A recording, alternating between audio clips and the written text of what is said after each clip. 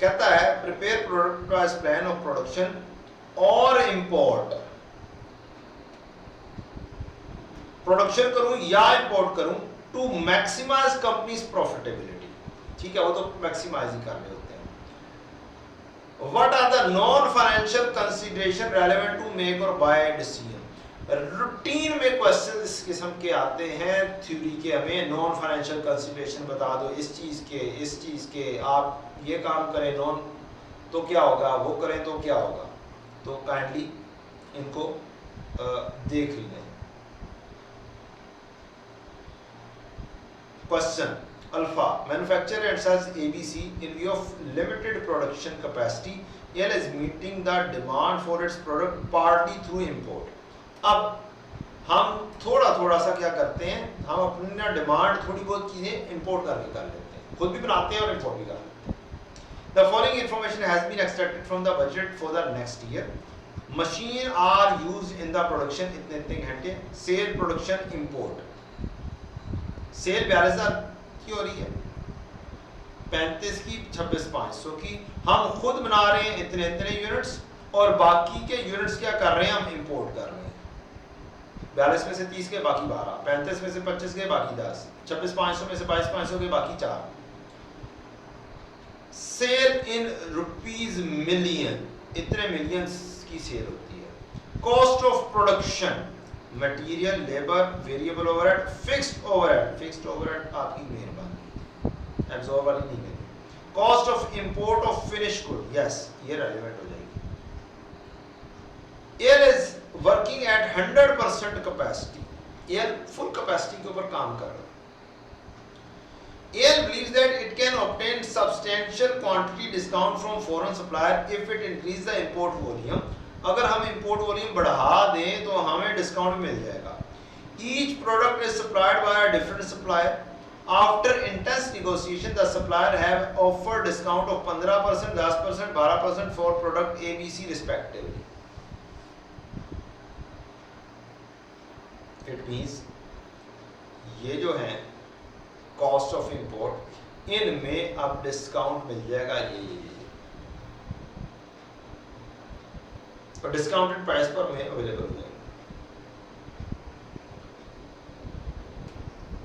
तो अब देखना ये है हमारा एक्स्ट्रा कॉस्ट, अब मेक और बाय एक हिसाब से डिसीजन हुआ, बनाऊं कौन सा और प्रोड्यूस कौन सा, वो खरीदूं कौन सा। तो इट मींस दोनों को एक जगह पर लेकर आओ, कंपैरिजन करो मेक और बाय का, और बाइंग कॉस्ट से शुरू करो। कंट्रीब्यूशन नहीं अभी देखना अब हमें कि हमें कंट्रीब्यूशन क्या मिल रहा है, अब हमें देखना है कि लिमिटेड रिसोर्सेज में इंपोर्ट किसको करें और किसको प्रोड्यूस करें।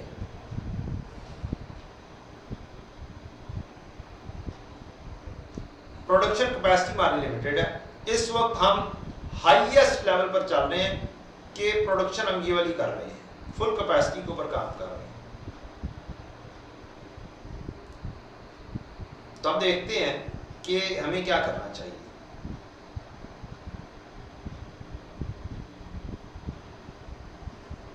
स्केर्स रिसोर्सेज किधर है,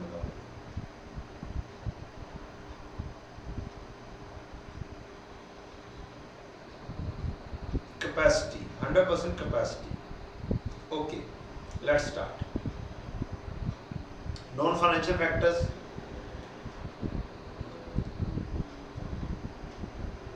benefits of outsourcing, benefits of outsourcing work, risk of outsourcing, non financial factors। okay, product है हमारी, variable cost of product, direct material, direct labour, variable production, variable FOH, ये मेरी वेरिएबल कॉस्ट ऑफ प्रोडक्शन बन के आ गई।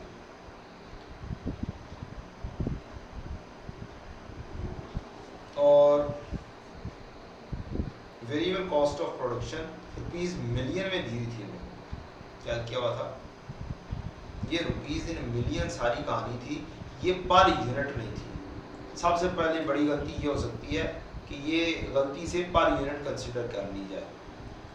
It is rupees in million. अब हमें cost per unit निकालनी पड़ेगी। हमारे पास प्रोडक्शन अवेलेबल है, टोटल कॉस्ट वेरिएबल कॉस्ट करेंगे, उसे डिवाइड करेंगे यूनिट से, कॉस्ट पर यूनिट आ जाएगी हमारे पास। ये 126 आई, उसको मिलियंस में लिखा, इसको मिलियन में लिखा, इसको रुपीस में लिखा और प्रोडक्शन यूनिट से डिवाइड किया, मेरे पास वेरिएबल कॉस्ट पर यूनिट आ गई। अब इसको कंपेयर करेंगे। इंपोर्ट कॉस्ट ये आ रही थी 68.4, 47 एंड 26.88।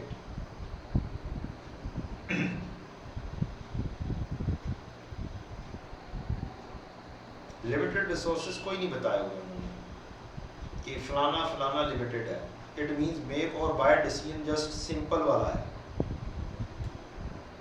यूनिट्स इंपोर्टेड, हमने इतने इतने यूनिट्स इंपोर्ट किए, इंपोर्ट कॉस्ट पर यूनिट हमारी ये निकल कर आ गई, variable cost per unit production की ये आ गई। ये इंपोर्ट कॉस्ट ओल्ड हिसाब से आ गई, इसके ऊपर डिस्काउंट लगाया तो डिस्काउंटेड प्राइस हमारे पास अब आ जाएगी ये वाली। तो एक हमारा आ गई कॉस्ट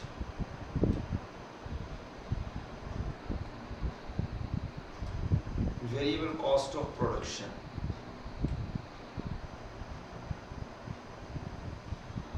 ये, और एक आ गई हमारे पास दूसरी। अब क्वेश्चन के अंदर जो सी चीजें मौजूद हैं वो यहां पर चीज नजर आ रही है। Material machine are used in production, total machine are मेरे पास अवेलेबल है कि मेरे पास टोटल मशीन आर्स कितने लगेंगे, और मशीन आर पर यूनिट में निकाल सकता हूं दिस डिवाइड बाय दिस करके।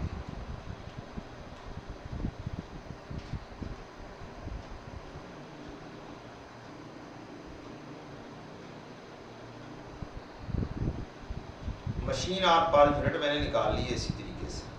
तीसरी चीज, ये तीनों चीजें एक हिसाब से रफ वर्क है। तीनों चीजें क्या है? एक हिसाब से रफ वर्क है। क्या आपको ये चीजें चाहिए, फॉर्मेट के अंदर क्या क्या कुछ आना है, वो आना है ये वाली चीज, बाइंग कॉस्ट पर यूनिट, ये यहां से आ गई buying cost. Variable cost of production, ये आ गई वेरिएबल कॉस्ट ऑफ प्रोडक्शन।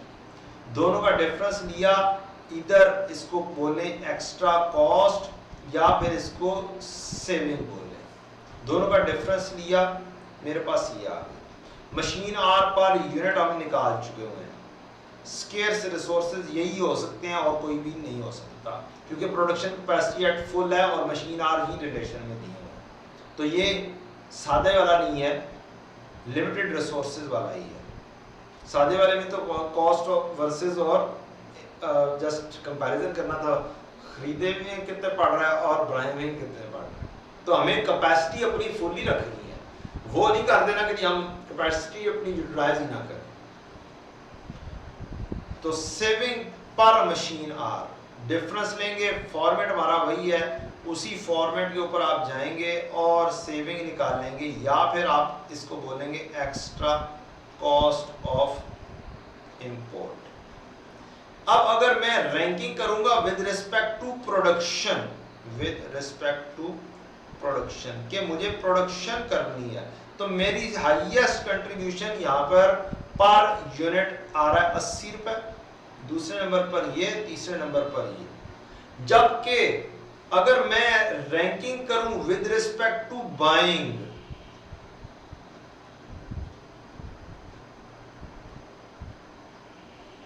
तो पहले नंबर पर मुझे यहां पर जाना चाहिए कि यहां पर सबसे कम एक्स्ट्रा कॉस्ट पड़ रही है ऑफ बाय,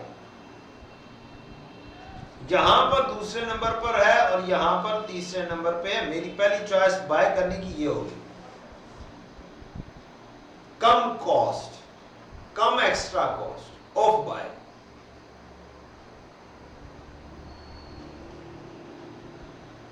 अब हमें जो प्रोडक्शन का कहा, सबसे पहले अब तरतीब से जो रैंकिंग आई है उस रैंकिंग के मुताबिक हम क्या करेंगे, प्रोडक्शन कर लेंगे।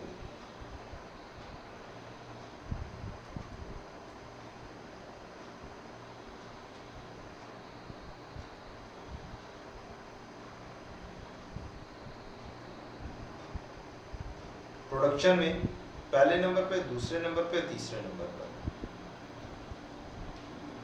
तो प्रोडक्शन के वाले से हम जानेंगे, ये प्रोडक्शन के वाले से वो तरतीब से ही आ रहा है इत्तफाकिया तौर पर। और मशीन आर भी यहाँ पर से पिक करेंगे 8, 9 और 12। प्रोडक्शन की जितनी ज़रूरत है, अब 35,000 नहीं करेंगे, अब सारे के सारी पहले इसको प्रोड्यूस कर लोगे जितनी ज़रूरत है बेचने की। ये टेक्निकल पॉइंट है।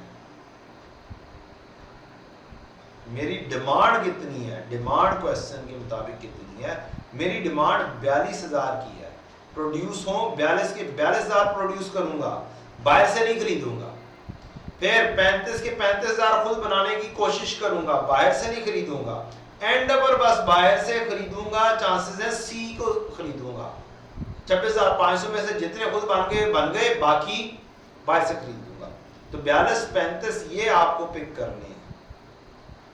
42 और 35 पिक करेंगे, आपकी ये चीज आ जाएगी।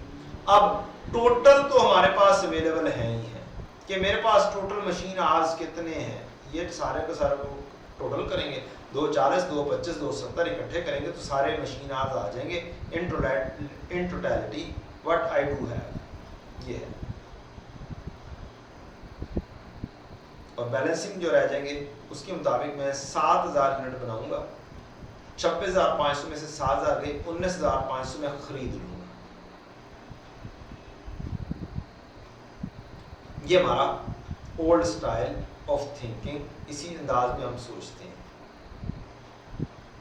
दूसरा अंदाज सोचने का क्या हो सकता है? दूसरा अंदाज करने का काम तो ही करना है, लेकिन देख लेते हैं कैसे हुआ सोचने का अंदाज। वो हमारे पैटर्न के ऊपर है। Material, labour, overhead, total cost time, total cost, sale of units to be produce, cost of units produced, cost of import, यहाँ तक तो सही है। डिस्काउंटेड परचेज प्राइस सेम है, डिस्काउंटेड परचेज प्राइस, तो टोटल परचेज प्राइस निकाल दी। Sale of units to be imported, चीज़ें तो वही आ रही हैं। लॉस ड्यू टू इंपोर्ट, अच्छा जी। Capacity utilisation, sale of units, machine hour loss per unit, छोड़े मारने बोली, कोई ज़रूरत नहीं है, इस तरीके से देख लो।